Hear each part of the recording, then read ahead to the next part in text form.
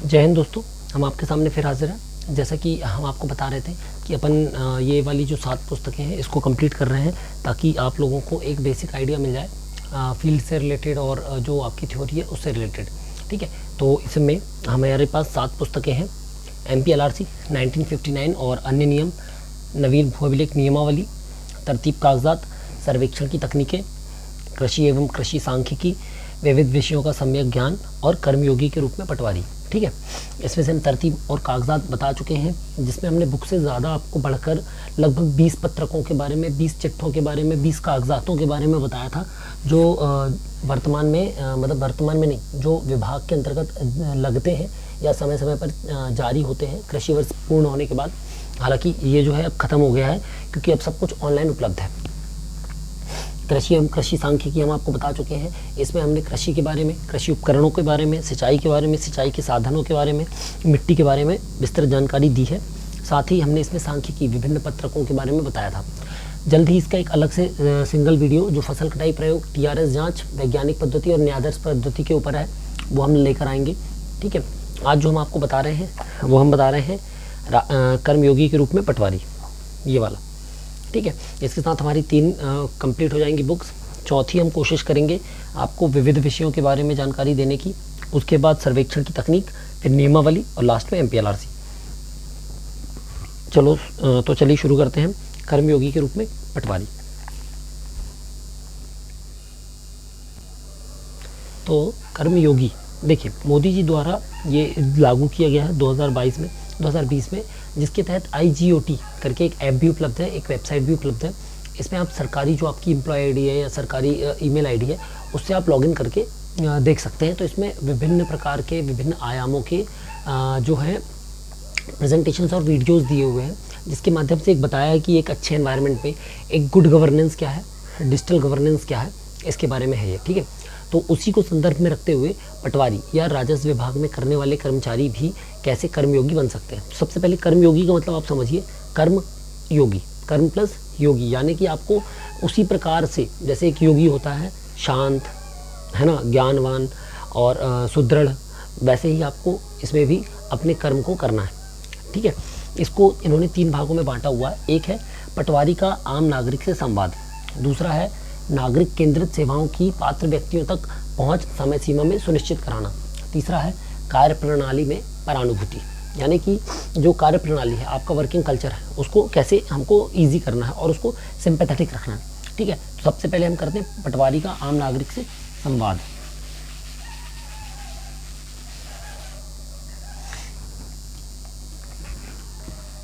है ना, पटवारी का आम नागरिक से संवाद। तो देखिए, जो पटवारी का आम नागरिक से संवाद है वो सबसे पहले शुरू होता है मनोवृत्ति से। मनोवृत्ति यानी कि मन की वृत्ति, या कह सकते हैं आपका एटीट्यूड, आपका बिहेवियर एटीट्यूड या मेंटालिटी। अब एक जो सबसे इम्पॉर्टेंट चीज़ है जो मनोविज्ञान कहता है वो ये कहता है कि आपकी जो मेंटालिटी होती है, जो आपका एटीट्यूड होता है, वो पूर्वाग्रहों से ग्रसित होता है। जैसे कि कोई व्यक्ति यदि गांव में जा रहा है कार्य करने, क्योंकि पटवारी की जो कार्य क्षेत्र है वो लगभग ग्रामीण क्षेत्र है, तो वो पहले से कुछ पूर्वाग्रहों से ग्रसित होकर जाता है। तो ये चेंज करना है।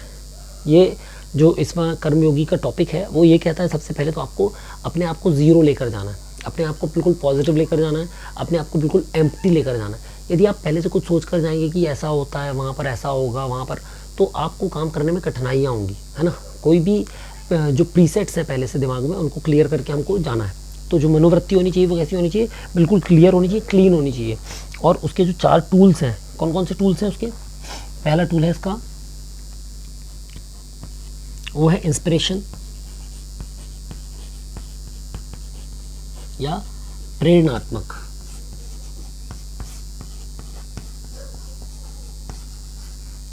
दूसरा टूल है इसका इमोशनल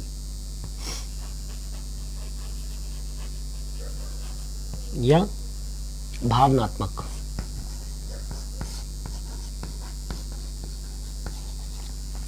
तीसरा टूल है इसका बोधात्मक।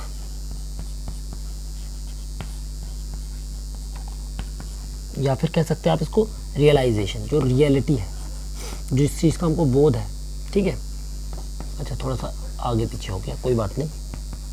चौथा टूल है इसका संज्ञानात्मक, कॉग्निटिव।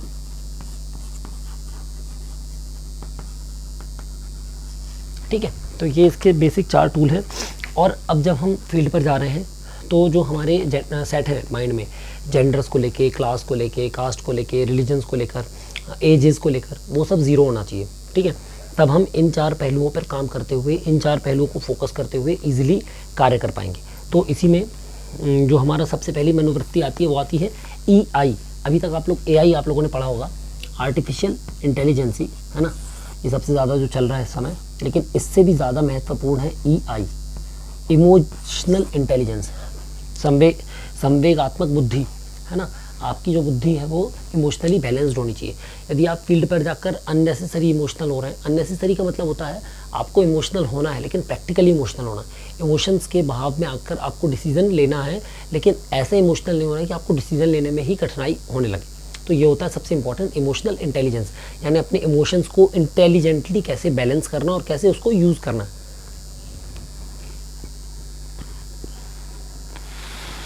ठीक है, ये हो गया हमारा इमोशनल इंटेलिजेंस।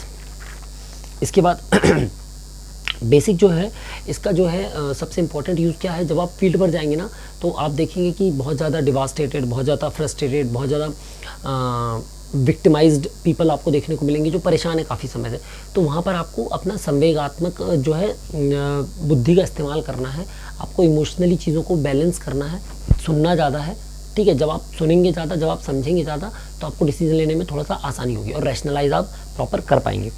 दूसरा आता है प्रबोधक संप्रेषण। प्रबोधक यानी कि आपका परसुएसिव कम्युनिकेशन। ठीक है, प्रबोधक यानी कि परसुएसिव कम्युनिकेशन। ठीक है, तो प्रबोधक क्या होता है, जो आपको कॉन्शियस रखता है। परसुएसिव कम्युनिकेशन मतलब कि आपको कॉन्शियस रखना, आपको फ्लो में नहीं बहना है। आपको जब फील्ड पर आप जा रहे हैं तो आपको चीज़ों को प्रॉपर सुनना है और सुनते समय कॉन्शियस रहना, होश में रहना है। हमको बहना नहीं है इमोशन की एक जर्नी में, या किसी की कोई प्रॉब्लम्स है तो हम उसमें इतना खो नहीं जाना है, इन्वॉल्व नहीं हो जाना है। हमको क्या करना है, वहाँ पर प्रॉपरली कॉन्शियस रहना है कि ताकि हम डिसीजंस ले पाएँ, ताकि हम उनको सॉल्यूशंस प्रोवाइड कर पाएँ।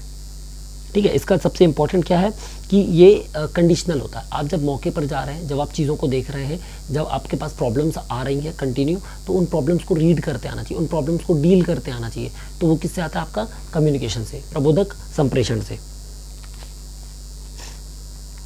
ठीक है, इसमें क्या है, देखो कोई भी आप जब कोई डिसीजन ले रहे हैं तो आप क्या है, वहाँ पर एक कलेक्टर रिप्रेजेंटेटिव है। ठीक है, ग्रामीण में, कोई भी ग्राम में कलेक्टर रिप्रेजेंटेटिव माना जाता है पटवारी। तो आपको वैसे ही निर्णय लेना है, ऐसे निर्णय नहीं लेना कि आप अभी आए जस्ट और आप पहली बार, जैसे बहुत सारे लोग हैं हमारे बीच में जो फर्स्ट टाइम कोई जॉब कर रहे हैं, तो जो पहले जॉब कर चुका होगा उसको थोड़ा सा डिसीजन मेकिंग उसके लिए थोड़ा सा ईजी होता है डील करना। जो फर्स्ट टाइम जॉब कर रहे हैं उनके लिए डिसीजन मेकिंग वो भी इंस्टेंट थोड़ा सा टफ होता है। इसलिए ये पढ़ाया जा रहा है कर्मयोगी, ताकि आप आराम से डील कर सकें, आराम से चीज़ों को रैशनलाइज कर सकें, चीज़ों को आराम से देख सकें। ठीक है, तो यही होता है। इसमें सबसे इंपॉर्टेंट आता है कि आप जब मौके पर जाएं तो वहाँ पर क्या देखें,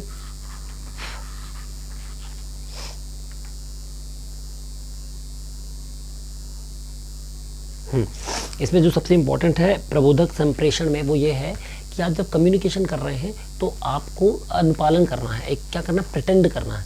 यदि आप नहीं भी इंटरेस्टेड हैं सामने वाले की बात में, आपको नहीं समझ में भी आ रहा है, तो भी आप कम्युनिकेशन पूरा करें। आप सामने वाले को कम से कम रिस्पॉन्ड पूरा करें, उसको पूरी बात सुने उसकी और रिएक्ट करें कि हम आपको पूछ कर बताते हैं, हम आपको पता करके बताते हैं। जिस चीज़ के बारे में आपको जानकारी नहीं है, डायरेक्ट किसी भी चीज़ में नेगेटिव आंसर नहीं देने।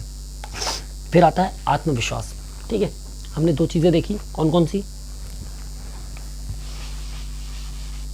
एक हमने देखा EI या संवेगात्मक बुद्धि,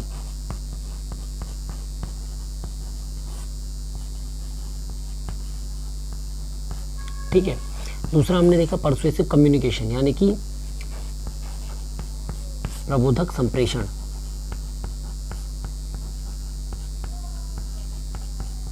तीसरा होता है आत्मविश्वास यानी कि कॉन्फिडेंस। अब देखिए, आप एक शासकीय कर्मचारी हैं, आप एक प्रतिनिधित्व कर रहे हैं, शासन का प्रतिनिधित्व कर रहे हैं, आप सामान्य प्रशासन का प्रतिनिधित्व कर रहे हैं, तो वहाँ पर सबसे महत्वपूर्ण है आत्मविश्वास। आपके अंदर एक आत्मविश्वास होना चाहिए, कॉन्फिडेंस होना चाहिए कि जो हम काम कर रहे हैं वो हम सही कर रहे हैं। आपको कोई चीज़ नहीं पता है, कोई चीज़ की जानकारी नहीं है, तो भी कॉन्फिडेंसली आप बोल सकते हैं कि हम अभी नए हैं, हमें जानकारी की ज़रूरत है, हम आपको पूछ कर बताते हैं। पर वहाँ पर नेगेटिवली बिहेव नहीं करना, ओवर कॉन्फिडेंस में नहीं जाना है ना। बिल्कुल आराम से सामने वाले की बात सुननी है। उसके बाद खुद पर भरोसा रखना है। आपने कंपटीशन फेस किया है, आपने लाखों लोगों को बीट किया है, उसके बाद आप यहाँ पर सिलेक्ट होकर आए हैं, तो इस बात का आपको कॉन्फिडेंस रखना है कि यार हम कर सकते हैं। आपको लर्निंग कैपेबिलिटी अपने अंदर लानी है, आपको लिसनिंग कैपेबिलिटी अपने अंदर लानी है, ठीक है। उसके बाद जो सबसे गलत चीज़ हम लोग कई बार कर देते हैं, वो क्या करते हैं, फील्ड पर जाने के बाद हम लोग कन्फ्यूज़ हो जाते हैं, हम कंपेयर करने लग जाते हैं, क्योंकि हमारे साथ वाला एक व्यक्ति बहुत जल्दी काम कर रहा है, बहुत अच्छा काम कर रहा है, हम स्लो काम कर रहे हैं। तो इसमें घबराने की ज़रूरत नहीं है, आप लर्न करिए। सबकी कैपेबिलिटी एक सी नहीं होती, सबकी कैपेसिटी एक सी नहीं होती, धीरे धीरे करिए पर कंसिस्टेंसी रखिए, ठीक है। हम जब कंसिस्टेंसी रखते हैं तो लर्निंग बढ़ जाती है, ठीक है। आपकी जो कमज़ोरियाँ हैं, जो आपकी कमियाँ हैं, उन पर काम करें, अच्छे लोगों के साथ, पॉजिटिव लोगों के साथ समय बिताएं, ठीक है। और जो आपका डर है, जिस चीज़ को लेकर आपको डर लगता है, उसको फेस करें, उसको इम्प्रूव करें, उसको इम्प्रोवाइज करें। इसके बाद जो सबसे इंपॉर्टेंट चीज़ है कॉन्फिडेंस बूस्ट करने के लिए, वो है वर्क प्लेस स्ट्रेस मैनेजमेंट।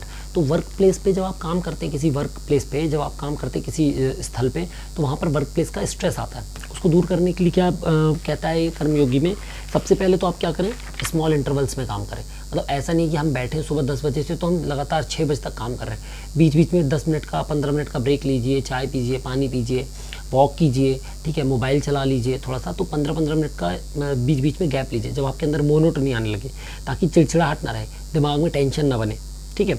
उसके बाद सबसे इंपॉर्टेंट चीज़ है प्रोफेशनल और पर्सनल लाइफ को अलग रखें। घर की टेंशन ऑफिस मत लेकर जाएं और ऑफिस की टेंशन घर ना लेकर आएँ, इससे आपका कॉन्फिडेंस और मोरल दोनों बूस्ट होते हैं। तीसरी है एक्टिविटीज़ में पार्टिसिपेट करें। जो भी आपको नई चीज़ आपको देखने को मिल रही है, जिसके बारे में आपको कम जानकारी है, उसमें पार्टिसिपेट करें, उसमें लोगों से सीखें, लोगों से पूछें, है ना। और जो सबसे इम्पॉर्टेंट है इस जॉब में या किसी भी गवर्नमेंट की इस जो भी आपकी डिपार्टमेंट की जॉब्स हैं, आपको हीरो नहीं बनना है। आपको मॉब के बारे में नहीं पता है, आपको मॉब का आइडिया बिल्कुल नहीं है, ठीक है, क्राउड की कोई फेसिंग नहीं होती, तो आपको हीरो नहीं बनना है। आपको टीम में काम करना है, आपको कम्युनिकेट करके अपने ऊपर वालों को बताना है, उनका सुपरविजन लेना है और प्रॉपर टीम में काम करना है। अकेले कोई भी काम करने की कोशिश नहीं करना है, ठीक है। और सबसे इम्पोर्टेंट क्या है वहाँ पर, जो आपका ये है टाइम मैनेजमेंट सबसे इम्पॉर्टेंट है, ठीक है। ये हमने देखा आत्मविश्वास। चौथा जो उससे भी ज़्यादा इम्पॉर्टेंट वो है तनाव प्रबंधन यानी कि स्ट्रेस मैनेजमेंट।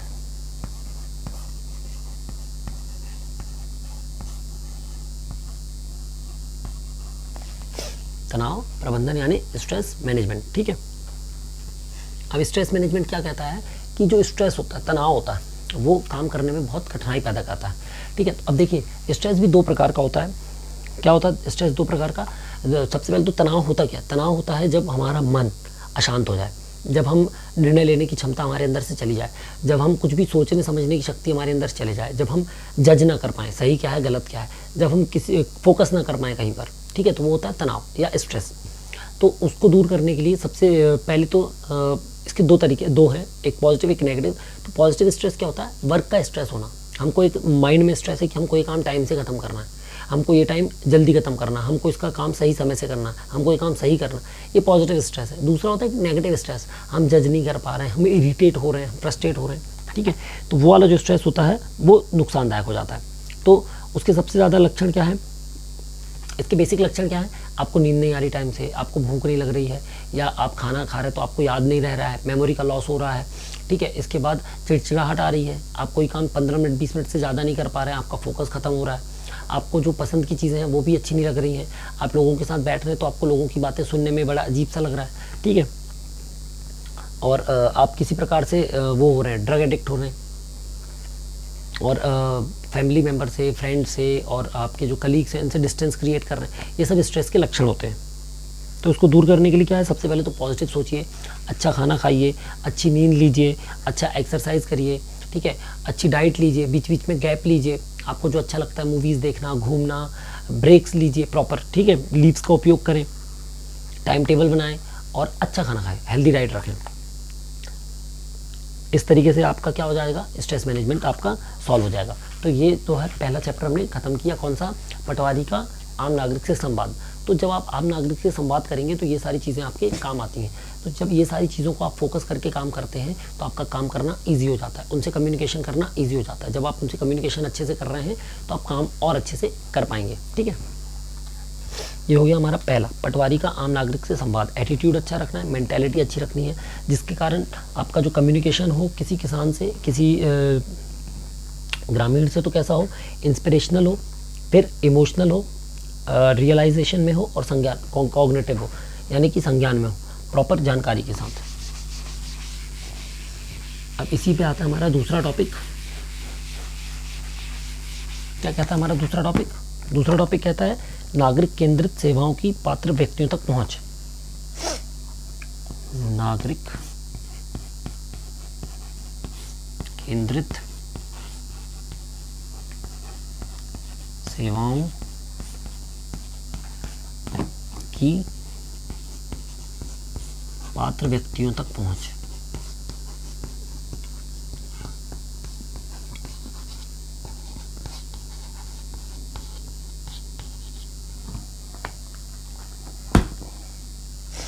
तो इसको आप सिंपल समझें, कैसे कि पात्र मतलब कि एलिजिबल जो कैंडिडेट्स हैं, जो एलिजिबल हमारे फार्मर्स हैं, जो एलिजिबल व्यक्ति है, उस तक जो हमारी क्या है, नागरिक केंद्रित, नागरिक यानी कि जो पब्लिक रिलेटेड वर्क्स हैं वो इजीली एलिजिबल कैंडिडेट्स तक पहुंचना, ये हमारी पहली प्रायोरिटी है। तो इसी के लिए सबसे इम्पॉर्टेंट चीज़ जो है, जिसको इसमें कहते हैं किसी भी वेलफेयर स्टेट जो होता है, क्या, लोक हितकारी यानी पब्लिक के लिए काम करने वाला राज्य। तो पब्लिक वेलफेयर स्टेट जो होता है वो सिर्फ इसी बात पे फोकस करता है, एक पब्लिक वेलफेयर स्टेट, लोक हितकारी राज्य किस बात पे फोकस करता है, इस बात पे फोकस करता है कि सभी पात्र हितग्राहियों को समय से योजनाओं का लाभ, समय से सेवाओं का लाभ, केंद्रित सेवाओं का लाभ मिल जाए, जिसको जो नागरिकों के लिए बनाई गई हैं। ठीक है, इसके लिए शासन आशा करता है कि जो लोक सेवक हैं, यानी कि आप हैं, हम हैं, जो भी लोक सेवक हैं, पब्लिक सर्वेंट्स हैं, वो किन चीज़ों पर काम करें, सबसे पहले सत्यनिष्ठा से काम करें, ईमानदारी से काम करें, निष्पक्षता से काम करें, सहिष्णुता से काम करें, राजनीतिक तटस्थता से काम करें, वस्तुनिष्ठता से काम करें, समानुभूति, वंचित वर्गों के प्रति करुणा और धर्मनिरपेक्षता जैसे मूल्यों से कार्य करें। ठीक है, तो ये होता है गुड गवर्नेंस, ये होता है गुड गवर्नेंस के लिए। ठीक है, तो क्या क्या बोला इन्होंने, सबसे पहले क्या बोला इन्होंने, सत्यनिष्ठा, सत्य के प्रति निष्ठा। दूसरा इन्होंने बोला ईमानदारी यानी ऑनेस्टी, काम के प्रति, व्यक्तियों के प्रति, सेवाओं के प्रति। ठीक है, तीसरा क्या बोला इन्होंने, ईमानदारी के बाद निष्पक्षता, इम्पार्शियल, निष्पक्षता। ठीक है, चौथा बोला इन्होंने सहिष्णुता, टॉलरेंस। एक शासकीय कर्मचारी के लिए सबसे महत्वपूर्ण होता है ये सहिष्णुता, सहना आना चाहिए आपको। फिर राजनीतिक तटस्थता,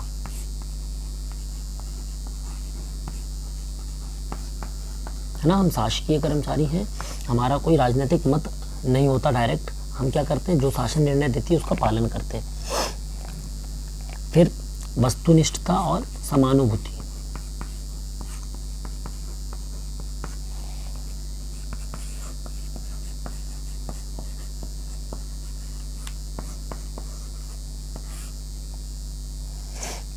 ठीक है, ये क्या है, गुड गवर्नेंस के लिए ये ज़रूरी है। तो अब हम आते हैं सत्यनिष्ठा पे। सत्यनिष्ठा का मतलब होता है इंटीग्रिटी या प्रोबिटी। इंटीग्रिटी, प्रोबिटी क्या कहता है कि जो भी हम कार्य कर रहे हैं उसके प्रति हमारी पूरी निष्ठा हो, पूरा समर्पण हो। यानी कि जब हम कोई कार्य करते हैं उस कार्य को हम पहले पूरा अच्छे से समझें, उस कार्य को समझने के बाद उसकी जो एग्जीक्यूशन है वो हम प्रॉपरली करें, स्टेप्स में, स्टेजेस में, और जो नियमतः है, जो कि उसकी रेगुलेशंस है, उसके प्रति हम पूरा उसको फॉलो करें, वो कहलाता है हमारी सत्यनिष्ठा। अब निष्ठा कैसे आती है, कैसे आती है निष्ठा? निष्ठा आती है उस कार्य को समझकर उस पर ट्रस्ट करने से। निष्ठा, सत्यनिष्ठा आती है उस काम को सही करने से। सत्यनिष्ठा आती है पब्लिक सर्वेंट्स को, पब्लिक को उसके बारे में एग्जैक्ट डिटेल बताने में। जो भी कार्य है, ठीक है, नागरिक केंद्रित सेवाएं हैं, जो भी सेवाएं हैं उसको जो हमारा पब्लिक है उस तक एग्जैक्ट एज इट इज़ बताने में, प्रेजेंट करने में, ठीक है। तो ये आती है जब आपके एथिक्स स्ट्रांग होते हैं। क्या होते हैं? जब आपके एथिक्स स्ट्रांग होते हैं। तो इसलिए इसको भी डिवाइड किया गया है किसमें? सबसे पहले होती है नैतिक, यानी मॉरल सत्यनिष्ठा, नैतिक। दूसरी होती है प्रोफेशनल सत्यनिष्ठा, यानी पेशेवर। नैतिक यानी कि नैतिक जो हमारे मूल्य होते हैं, मॉरल कि झूठ नहीं बोलना है, सबके साथ अच्छे से बात करनी है, सबके साथ अच्छे से रहना है, ठीक है। जो भी हमको नियम बताए गए हैं, जो भी हमको आदेश दिए गए हैं, उनका सही से पालन करना। प्रोफेशनल होती है, प्रोफेशनली कोई भी चीज़ को क्या नहीं करना, डाउट नहीं करना। प्रोफेशनली जो रूल्स दिए गए हैं, मापदंड दिए गए हैं, पैरामीटर्स दिए गए हैं, उनको फॉलो करना। तीसरी होती है इंटेलेक्चुअल,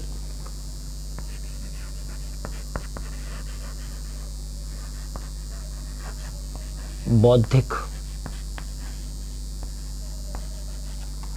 बौद्धिक सत्यनिष्ठा। बौद्धिक सत्यनिष्ठा मतलब बुद्धि का सही इस्तेमाल करना। किसी भी प्रकार की कोई अस्पष्ट स्थिति यदि हमारे सामने आती है तो हमको क्या करना है, अपनी बुद्धि का उपयोग करके, ईमानदारी, निष्पक्षता और ये सब जो भी बेसिक चीज़ें हैं, इन सब का उपयोग करके, इसका बुद्धि का इस्तेमाल करके इन सब का पालन करना है, ठीक है। और सबसे इम्पोर्टेंट इसका रिसोर्स क्या है? तो सत्यनिष्ठा का रिसोर्स है आपका एजुकेशन, आपका अपब्रिंगिंग, है ना। ये आपका सबसे इंपॉर्टेंट रिसोर्स होता है। ये अलग से कहीं से आती नहीं है, आप इसको कहीं से सीख नहीं सकते, ये प्रैक्टिस है। आप अपने एजुकेशन से क्या सीख रहे हैं, आपका बिहेवियरल क्या है, आपका एटमॉस्फेयर क्या है, उसके हिसाब से ये आपके अंदर डेवलप होती है। इसके लिए एक जो सबसे इंपॉर्टेंट चीज़ है वो है, जो लागू की गई है, वो 3 प्रकार से आप सत्यनिष्ठा को डेवलप कर सकते हैं। एक होती है मॉडल लर्निंग के साथ, किसी आइडियल जो व्यक्ति है, ठीक है, कोई जो आदर्शवाद है आपका, कोई भी चाहे आप कोई भी हो, वर्तमान समय में हो, आपकी फैमिली से हो, उनको फॉलो करना, उनकी चीज़ों को फॉलो करना। और ट्रेनिंग आपको या ऐसे व्यक्तियों के अंडर में देना, ऐसे अधिकारियों के अंडर में देना जो खुद संपूर्ण रूप से सत्यनिष्ठ हो, ठीक है, प्रोफेशनली, एथिकली, मॉरली। तो उसके अंडर में जब आप काम करते हैं तो आपके अंदर ऑटोमेटिक ये चीज़ें डेवलप होती हैं। दूसरी होती है जिसको हम कहते हैं praise and punish, praise and punish, पुरस्कृत एवं दंड। जब कोई आप अच्छा काम करें तो आपको प्रेज किया जाए, और जब आप कोई गलत काम करें, सही काम ना करें ढंग से, तो आपको पनिश किया जाए।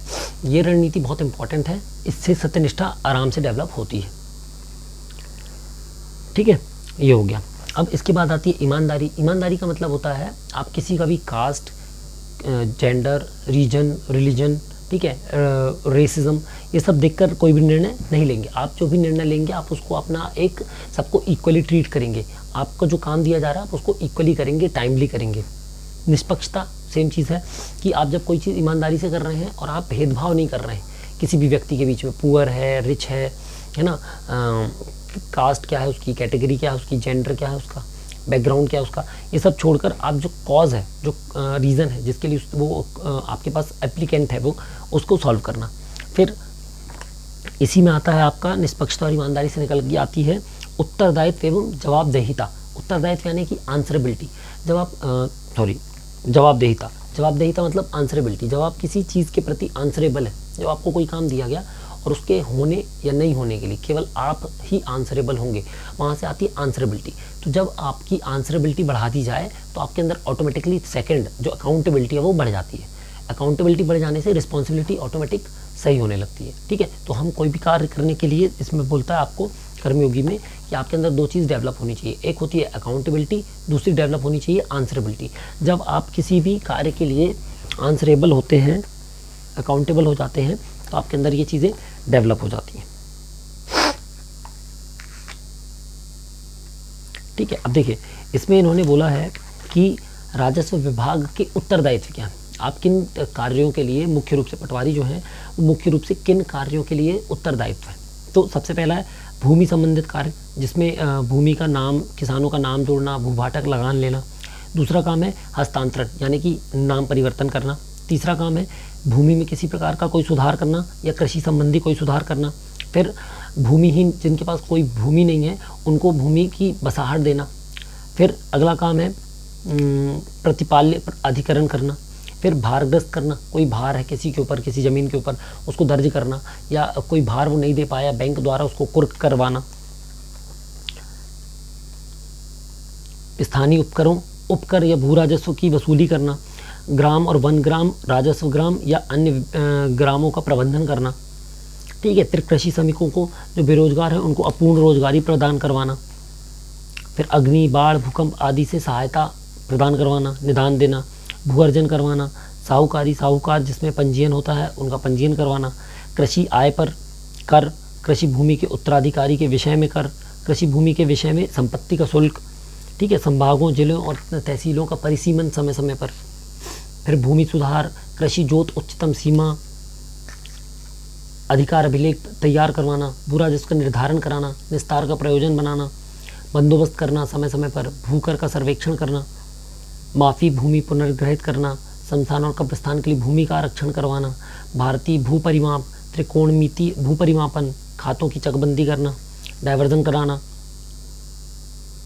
उसके बाद मजमूली नक्शों का अनुरक्षण करना, हल्काबंदी बनाना, शासकीय मुद्रणालय, सीमा विवाद और ऐसे जितने भी कार्य हैं जो दिए जाते हैं वो सब, ठीक है। तो ये सब राजस्व के बेसिक कार्य हैं जो इसमें लिखे हुए कर्मयोगी में, ताकि आपको अकाउंटेबिलिटी पता हो उन कार्यों की रिस्पॉन्सिबिलिटी आपके अंदर तय हो जाए, ठीक है। इसके बाद हम आते हैं पारदर्शिता पे। यहाँ पर एक पॉइंट है सहिष्णुता के जस्ट पहले, पारदर्शिता यानी कि ट्रांसपेरेंसी। तो आपको क्या करना है, ट्रांसपेरेंसी रखनी है। इसके तहत जो सूचना की स्वतंत्रता है, जो बेसिक आप कार्य कर रहे हैं, जब आप कोई कार्य करने जा रहे हैं, गांव में जा रहे हैं, आप गांव में जब पहुंच रहे हैं तो आपसे सामने वाला यदि पूछ रहा है आप क्या काम कर रहे हैं तो उसको प्रॉपर बता देना। कोई आप चोरी कर नहीं रहे हैं, जो कि सीक्रेसी, गवर्नमेंट सीक्रेसी नहीं है जिस कार्य में, उस कार्य को आप उसको बता सकते हैं, है ना।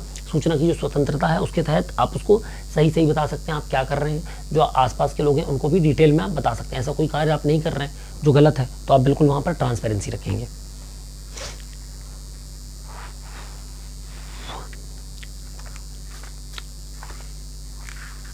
फिर आता है आपका शासन के उचित मूल्यों का पालन। तो शासन के उचित मूल्य मतलब कि जब आपकी ट्रेनिंग चल रही है आपकी, तो ट्रेनिंग के दौरान आपको बताया जा रहा है और बताया गया है कि आपके बेसिक कार्य क्या है, ठीक है। तो आपके बेसिक रूल्स क्या हैं, जब बेसिक रूल्स हैं तो बेसिक एथिक्स क्या हैं, बेसिक एथिक्स के हिसाब से आपको चलना है, आपको किसी को भी परेशान नहीं करना है, आपको करप्शन फ्री कार्य करना है, डिजिटल इंडिया में काम करना है, आपको गुड गवर्नेंस के लिए काम करना है। तो ये बेसिक से काम कर रहे हैं, ठीक है।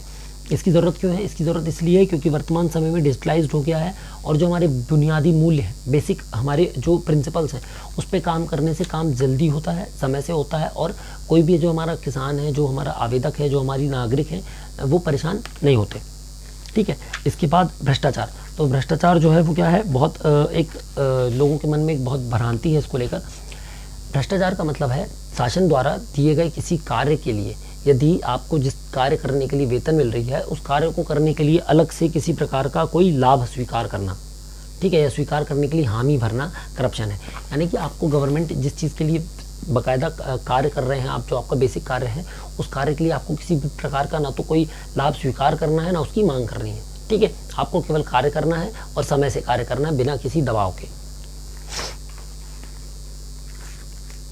फिर आता है इन्हीं सब चीज़ों को ध्यान में रखते हुए क्या बनाई गई है, LSK, लोक सेवा केंद्र। तो लोक सेवा केंद्र किस चीज़ के तहत पालन होती है, लोक सेवा प्रदाय गारंटी अधिनियम जो कि सन 2010 में लागू हुई है, जिसके तहत प्रत्येक नागरिकों के लिए दी जाने वाली समस्त सुविधाओं को क्या किया है, उन्होंने कैटेगराइज किया है कि कोई सुविधा कितने दिन में पारित होगी। इसके अंतर्गत लगभग सारे विभागों को जो है क्या कर दिया है, सूचीबद्ध कर दिया है और सारे विभागों की समस्त सेवाओं को डिवाइड कर दिया। कुछ सेवाएं 1 दिन में, कुछ सेवाएं 2 दिन में, कुछ सेवाएं 5 दिन में, कुछ सेवाएं 10 दिन में ऑटोमेटिकली इसके अंतर्गत प्रदाय की जाती हैं। और राजस्व के अंतर्गत भी कोई भी आवेदन है वो इसी के अंतर्गत लगते हैं, जिनकी टाइमलाइन भी आवेदन के साथ ही तय हो जाती है। नामांतरण है तो 35 दिन, 45 दिन, सीमांकन है तो 45 दिन, बंटवारा है तो 60 दिन, ठीक है। इस तरीके से अलग अलग कार्यों की, अलग अलग आवेदनों की समय सीमा निर्धारित हो जाती है। यदि किसी कारण से वो समय सीमा का उल्लंघन होता है और उसका कार्य नहीं होता है तो जो न्यायालय कलेक्टर है उनके द्वारा 250 रुपये से अधिकतम 5000 रुपये तक की शास्ति अधिरोपित की जाएगी प्रति केस पे, ठीक है। यदि मतलब सेवा की जो डिलीवरी वो समय से नहीं होगी तब अधिकारी जो भी होंगे वो 250 रुपये से लेकर 5000 रुपये तक की रकम प्रति केस पे दर्ज कर सकते हैं, ठीक है। इसके बाद इसकी अपील अधिकार होता है। इसके बाद आ जाता है आपका RTI, सूचना का अधिकार। 2005 के तहत। अब इसके तहत ये बहुत इंपॉर्टेंट अधिनियम, इसको आप समझेंगे तो सन 2005 के बाद इस एक्ट के तहत, इस आरटीआई के तहत लोगों को, जो भी नागरिक हैं उनको सही जानकारी मिलती है। जो वो कर दे रहे हैं तो इस कर का क्या उपयोग हो रहा है, इस कर से क्या क्या कार्य किए गए हैं, पिछले कुछ सालों में हमारे लिए क्या क्या कार्य किए गए हैं, ठीक है, उन कार्यों को किसने कार्य क्रियान्वयन करवाया फील्ड पे, इसकी सारी जानकारी ये लोग विभिन्न विभागों से आरटीआई के तहत मांग सकते हैं। ठीक है, फिर आता है सिटीजन चार्टर, जो चालू किया गया है अभी हाल ही में कुछ समय पहले। सिटीजन चार्टर, सिटीजन चार्टर का मतलब है जो भी आप नागरिकों को सेवाएं दे रहे हैं उन सब का डैशबोर्ड प्रदान करना। उन सबको सिटीजन द्वारा खुद चेक किया जा सकता है कि हमको कौन कौन सी सुविधाएं दी जा रही हैं, कितनी सुविधाएं हमको मिल चुकी हैं और क्या मिलना बाकी है, और यदि लंबित है तो किस कारण से लंबित है, इसकी मॉनिटरिंग करना ये सिटीजन चार्टर के तहत उपलब्ध है। इसको सबसे पहले 1992 में यूनाइटेड किंगडम में लागू किया गया था सिटीजन चार्टर को, ताकि जो सरकार के प्रति भरोसा है लोगों के अंदर वो पैदा हो और लोग शासन पे भरोसा कर सकें और शासन की इनको समय से क्या मिल सके, सुविधाएं मिल सके। ठीक है, ये हो गई हमारी 2 चैप्टर खत्म। अब इसका है कर्मयोगी का तीसरा चैप्टर, है ना। तीसरा चैप्टर क्या है, कार्यप्रणाली में परानुभूति। ठीक है, तो हम कहाँ थे, कार्यप्रणाली का परानुभूति। परानुभूति जो है उसको 5 पार्ट्स में डिवाइड किया गया। सबसे पहला सिंपैथी, यानी कि सहानुभूति, सिंपैथी होना। किसी व्यक्ति को देखकर, जब हम ग्राम में गए, हमने देखा कोई व्यक्ति बहुत सालों से परेशान है, उसकी कोई समस्या है जिसका कोई निराकरण नहीं दे रहा है, तो हमको उसकी बात सुनकर ही ऑटोमेटिकली एक हमारे अंदर से फील जनरेट हो जाता है, अरे यार बताओ कितना परेशान है बेचारा, तो वो कहलाती सहानुभूति। ठीक है, उस सहानुभूति को ही 4 प्रकार में डिवाइड किया गया। एक है पैसिव, कौन सी, पैसिव यानी निष्क्रिय, सिर्फ हमने देखा और हमको लगा कि अरे यार बताओ इसके साथ गलत हो गया, तो हमको सिर्फ लगा कि इसके साथ गलत हुआ, हमने कुछ किया नहीं, वो है पैसिव यानी निष्क्रिय। ठीक है, दूसरी होती है एक्टिव। एक्टिव यानी कि जहाँ पर हम उसके लिए कुछ करना चाहते हैं और करते भी हैं। क्या करते हैं, जहाँ पर जैसे मान लीजिए कोई, हमने देखा कोई परेशान है, ठीक है, कोई भिखारी है, हमने रोड चलते देखा कि अरे यार ये तो बेचारा भिखारी बताओ भीख मांग रहा है, और हमने कुछ किया नहीं, आगे बढ़ गए, तो वो थी पैसिव, निष्क्रिय। लेकिन हमने देखा यार बेचारा बताओ भिखारी भीख मांग रहा है, भूखा भी लग रहा है, दुबला पतला सा, हमने उसको वहाँ पर खाना खरीद के दे दिया, ठीक है, या हमने उसको खाना प्रोवाइड करा दिया, वो है एक्टिव। तीसरी होती है पर्सनल।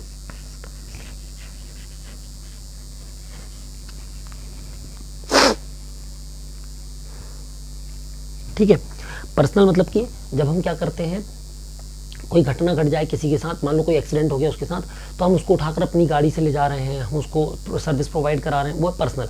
एक व्यक्ति के द्वारा किसी दूसरे व्यक्ति को दी जाने वाली सहानुभूति, दी जाने वाली कोई व्यक्तिगत, जिसमें आत्मीय रूप से जुड़कर हम कोई कार्य करते हैं, वो है पर्सनल।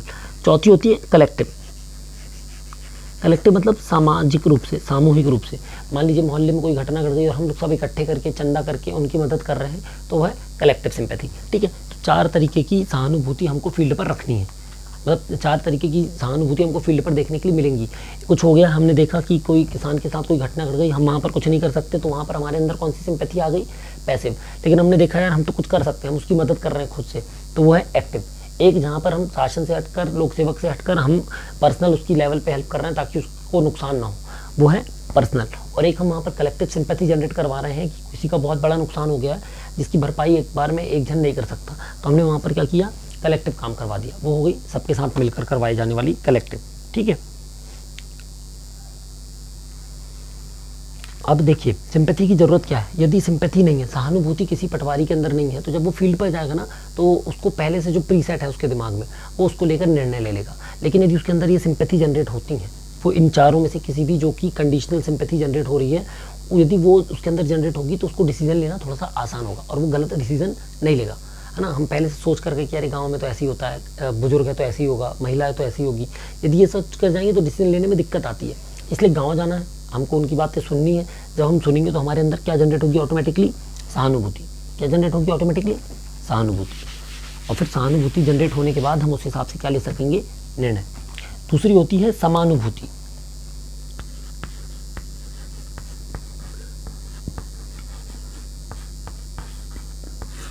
ठीक है, समानुभूति। समानुभूति क्या कहती है, जब हम किसी व्यक्ति का दुख सुनकर हम उस दुख को महसूस करते हैं खुद से, हमको लगता है कि हम उसको अपने आप को वहाँ पर रखकर जब हम चीज़ों को फील करते हैं, वहाँ पर आती है समानुभूति।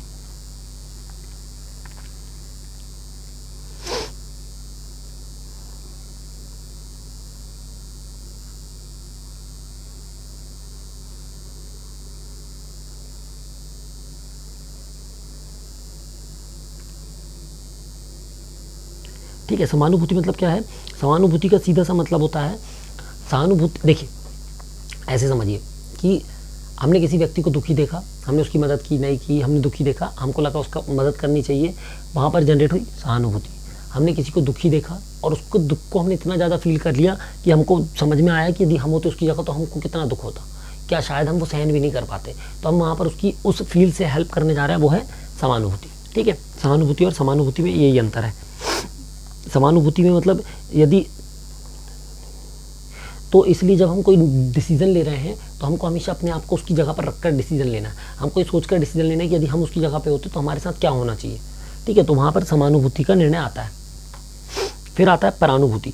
परानुभूति का मतलब है जब समानुभूति पैदा होने के बाद, समानुभूति का फील आने के बाद हमारे अंदर क्या जनरेट हो, दया, दान, परोपकार, सहायता, मानवता, सदाचार। तो जब ये फीलिंग जनरेट होती हैं तो वो कहलाती हैं परानुभूति। यानी कि समानुभूति के बाद, ठीक है,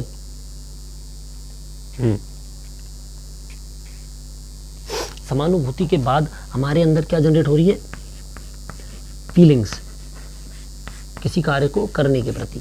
हमारे अंदर दान, परोपकार, भाई हमने देखा, हमने दुख तो सहन कर लिया, उसको हमने अपने आप को रख के भी देख लिया कि यदि उसकी जगह हम होते तो हम क्या करते।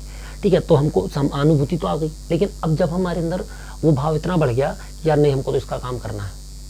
ठीक है, हमको इसको न्याय दिलाना है, हमको इसके साथ जो भी इसकी आपदा घटी है, हमको उसकी आपदा से इसको उबार के लाना है बाहर। तो आपके अंदर जनरेट होती है परानुभूति, ताकि आप गवर्नमेंट के सामने, जो अधिकारी हैं, जो न्यायालय है, उसके सामने इस व्यक्ति की आपदा को, इस व्यक्ति की समस्या को एज इट इज़ और बिल्कुल सही तरीके से, सटीक तरीके से रख पाते हैं। इसलिए परानुभूति आ जाती है। ठीक है, जब परानुभूति आती है तब आपके अंदर आ जाता है टॉलरेंस। टॉलरेंस क्यों?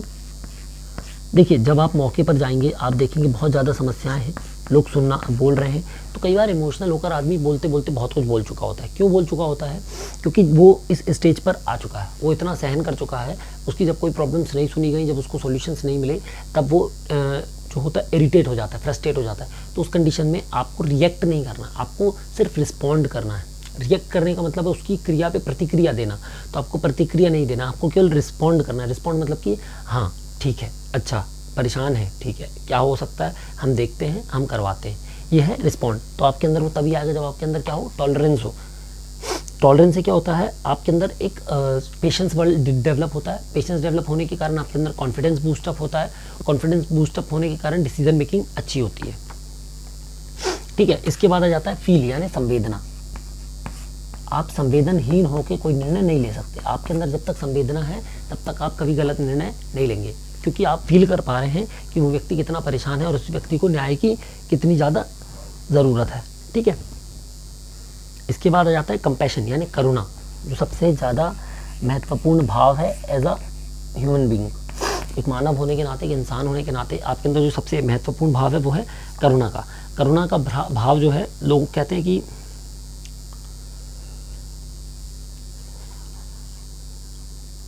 देखिए, जो करुणा का भाव है वो आपके अंदर जब आता है तो आप किसी पीड़ित, प्रताड़ित व्यक्ति के प्रति एक दया का भाव आता है, जिसके कारण आपके अंदर ये शक्ति, ये ताकत पैदा होती है कि आप उसके कष्टों का या उसकी दुविधाओं का निराकरण कर सकें।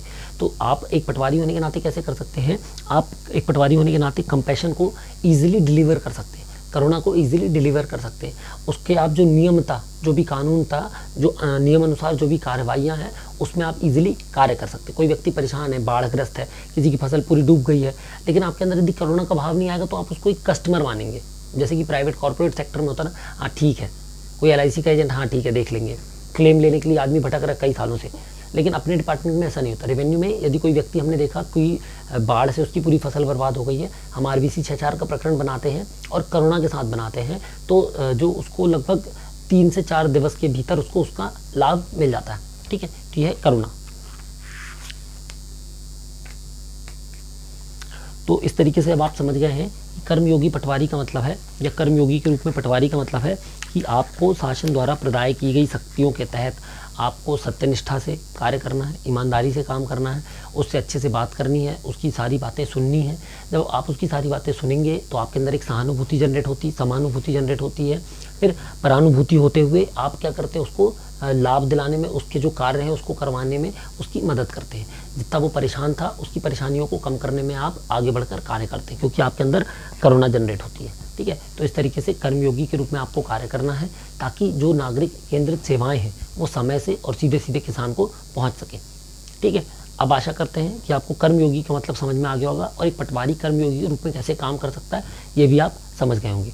ठीक है, इसका दूसरा टॉपिक है राजस्व विभाग द्वारा संचालित योजनाओं का क्रियान्वयन। तो वो हम आपको अगले वीडियो में बताएंगे, क्योंकि ये बहुत बड़ा हो जाएगा, तो आप इसको देखेंगे नहीं, फिर इग्नोर कर देंगे। और हम चाहते हैं कि हम जो भी आपको चीज़ें दे रहे हैं आप उसको कम से कम पॉजिटिवली ज़्यादा से ज़्यादा यूटिलाइज़ कर सकें, समझ सकें।